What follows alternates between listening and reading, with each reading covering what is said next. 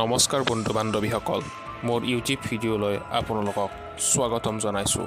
আজি আপোনালোকৰ সন্মুখত পৃথিৱীৰ সকলোতকৈ ধনী মানুহ ইলন মাস্ক আৰু আমেৰিকাৰ ৰাষ্ট্ৰপতি ডোনাল্ড ট্ৰাম্পৰ বিষয়ে ক'বলৈ ওলাইছোঁ। এই আমেৰিকাৰ ৰাষ্ট্ৰপতি ডোনাল্ড ট্ৰাম্পক পৃথিৱীৰ সকলোতকৈ ধনী মানুহ ইলন মাস্কে টকা পইচাৰ দ্বাৰা সহায় কৰি তেওঁক ৰাষ্ট্ৰপতি হোৱাত বহুখিনি আগবঢ়াই নিছে। কিন্তু আজি সেই ইলন মাস্কে ডোনাল্ড ট্ৰাম্পৰ বিপৰীতে দ্য আমেৰিকান পাৰ্টি নামে এটা পলিটিকেল পাৰ্টি খুলি থিয় দিছে।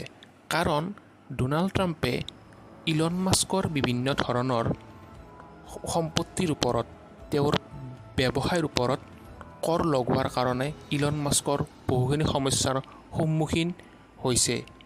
গতিকে ইলন মাস্কে এতিয়া ডোনাল্ড ট্ৰাম্পৰ বিপৰীতে নিজস্ব পলিটিকেল পাৰ্টি খুলি তেওঁক টক্কৰ দিবৰ কাৰণে সাজু হৈছে।